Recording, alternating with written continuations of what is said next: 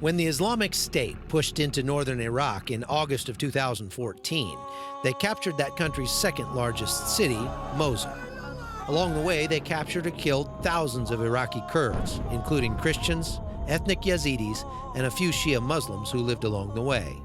When our Frontlines team visited northern Iraq last November, the Kurdish forces had established a 300-kilometer front line from Mosul to the Syrian border and were preparing to retake the city of Sinjar, once home to nearly 500,000 Yazidis. The city was of great strategic importance because of its location, right along the main supply route between Raqqa, Syria, the capital of the self-proclaimed Islamic State, and Mosul. Back then, we went to the front lines overlooking ISIS positions within Sinjar and watched as coalition aircraft pounded the city in advance of the Peshmerga operation to drive ISIS out. Just days after our visit, the battle commenced and the Kurds entered the city to find it largely destroyed. With Sinjar now firmly under the control of the Peshmerga, we were given a rare opportunity to walk through the ruins of this shattered city. We met up with David Eubank, who heads a relief organization we've worked with before in Southeast Asia. He and his team are in Iraq providing training and medical care to the Peshmerga soldiers. We first entered Sinjar at night. So we are now inside the city of Sinjar, this place where we're driving at this moment.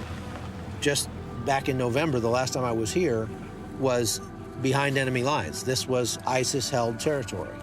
And we're going now to the new front line, which is about, what, Gabe? 3 clicks. It's about 3 kilometers beyond. Southwest of Sinjar. The only people I've seen so far since we've driven into the city have been soldiers. The people are not back in Sinjar yet. There's not really anything to come back to, is there? Not yet, but there are a few families that have come back. Some mortar rounds from ISIS, 120 millimeter, and some rockets have come into the town. And so that makes people nervous to come back. And of course, the infrastructure is wrecked. Right. There's no water. No running water. There's no electricity. And unless you have a generator. A lot of the houses are rubbled.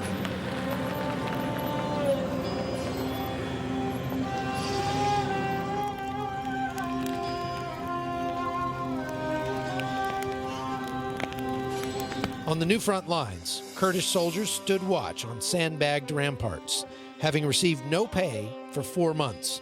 They say their commander pays for their food out of his own pocket.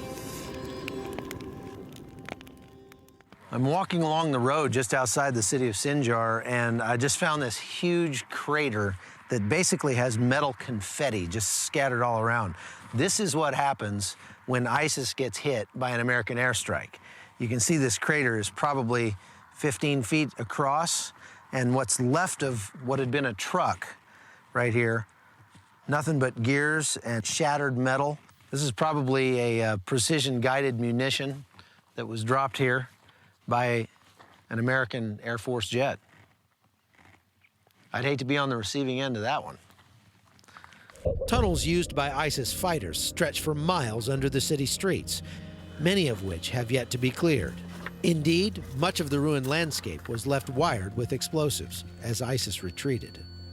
This is what I'm talking about right here. This is an IED. That's an explosive device. And we're just walking through this rubble. You can see how completely destroyed this place is. And we found this sitting right here on this wall. I think we're gonna go the other direction now. A once bustling city is now completely empty.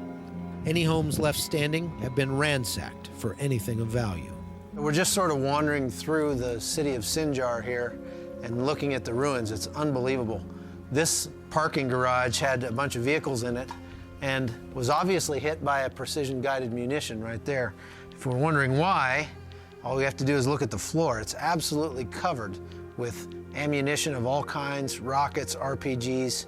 So this was obviously a storage facility for ammunition for ISIS. The Yazidis who lived here fled up Mount Sinjar when ISIS took over in 2014.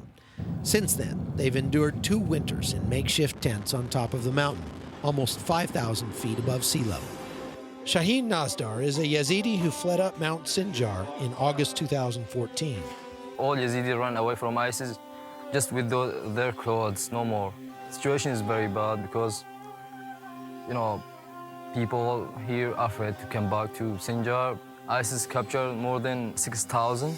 They killed a lot of people. We need especially to bring our girls and women, kids back to here, to Sinjar. Down below, only ghosts are left in the city.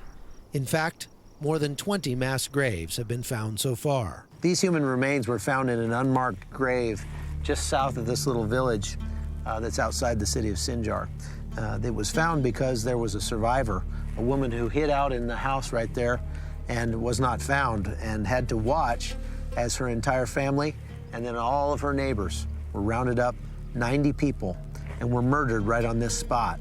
The front line has now moved south of Sinjar, where fighting is still a daily occurrence between entrenched Kurdish forces and ISIS.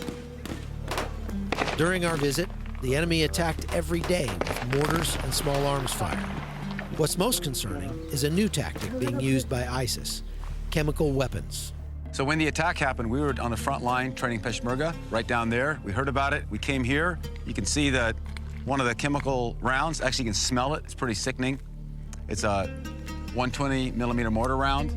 Over 30 were fired in this area. 30 people sick right away. Now over 175 people sickened. Nobody's dead, but you can tell right now, you're already getting a headache. We've been receiving sporadic mortar fire throughout the day today, and the soldiers here are very concerned about that because of the gas attack that happened last week. So unfortunately, they only have one of these gas masks for about every 30 or 40 soldiers. So what we're seeing is a lot of these field expedient gas masks as guys try to be prepared in case there's another attack. We just don't know. Is it chlorine, or is it mustard, or is it something else? And that's why we need people to come and test this. The doctor was appealing, please someone come and test so we know, one, what it is so we can treat our people, two, so we know how to guard against it if we get hit again. What we don't know is where these weapons were manufactured, or even what kind of chemical agent they might be. If they turn out to have been part of Syria's chemical weapons stockpile, which was supposed to have been destroyed in 2014, it could cause problems for presidential candidate Hillary Clinton, because of claims she helped lay the groundwork for the Syrian government to destroy their supply of chemical weapons. ISIS is clearly feeling the pressure in northern Iraq, but their use of chemical weapons shows they are still a big threat, not just to the Kurds, but to the entire civilized world. From northern Iraq, I'm Chuck Holton for NRA News.